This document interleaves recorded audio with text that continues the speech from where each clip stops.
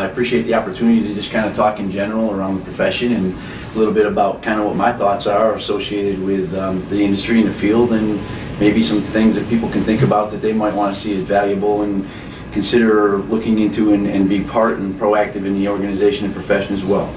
So, right now I currently chair the Technology Management Council, and we just had a meeting, not directly related to that, but AAMI just had a meeting in their corporate office where we sat around and we talked a little bit around the gaps associated with the training and education in consideration for associate's degrees, bachelor's degrees, engineering degrees, and tying them back directly to the clinical engineering title, the biomedical engineering title, and the biomedical equipment technology title.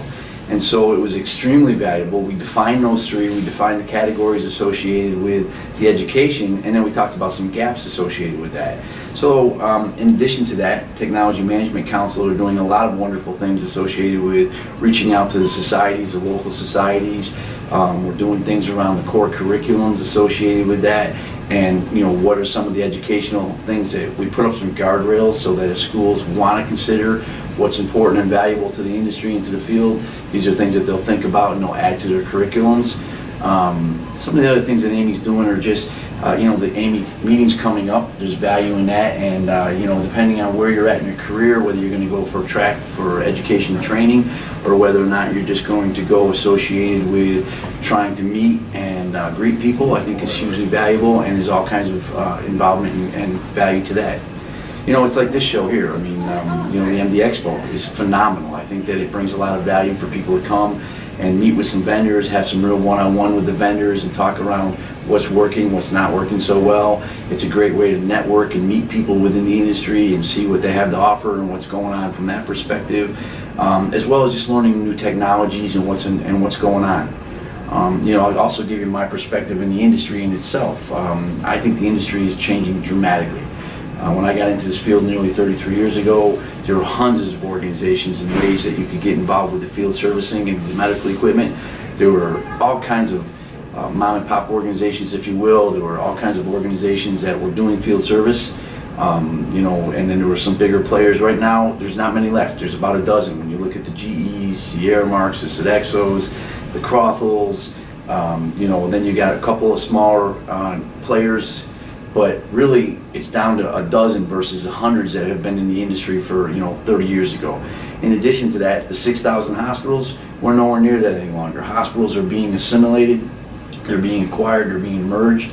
And so what's happening is if you're not into the bigger entity, then you're really not part of the opportunity there. And so the opportunity to go out and to try to be a partner or be a vendor to 6,000 hospitals now is significantly less number. I don't know exactly what that number is, but it's significantly less, and the opportunities are significantly less. And the margins in this industry, we're being driven to a commodity.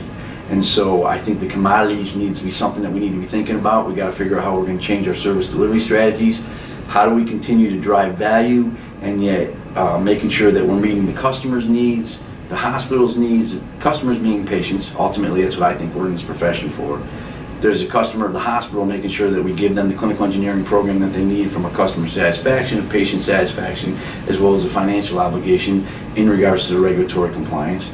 And then there's our own entity, like in my world, working for an ISO, or those of us that work for ISOs, we have to make sure that we stay viable. We got to figure out a way to financially make sure that we can do what we have to do and meet all the needs of the patients, the hospital, and our corporation. I guess just in general, from my perspective, I think the industry's changed dramatically. I think that those of us that are still very active and engaged, I think it's inherent and incumbent upon us to figure out what do we need to do, how do we need to do it, and where can we go get better educated associated with what's going on, what are the changes, and what can we do on a personal level, professional level, organizational level to make the changes so that we can stay current and make sure that we can continue to provide the best programs that we possibly can to meet the clients, meaning patients, the hospitals, and or regulatory compliance.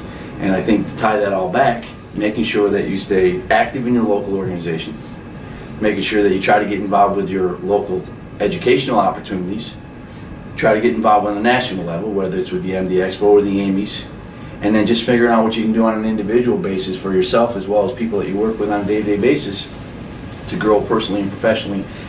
It's a big challenge. And I think in the healthcare environment, the way it is and the changes that are happening, it's going to become more of a challenge. But I think if you want to stay active, if you want to stay somebody that's going to be viable in an entity within this profession, it's something that you're going to have to do.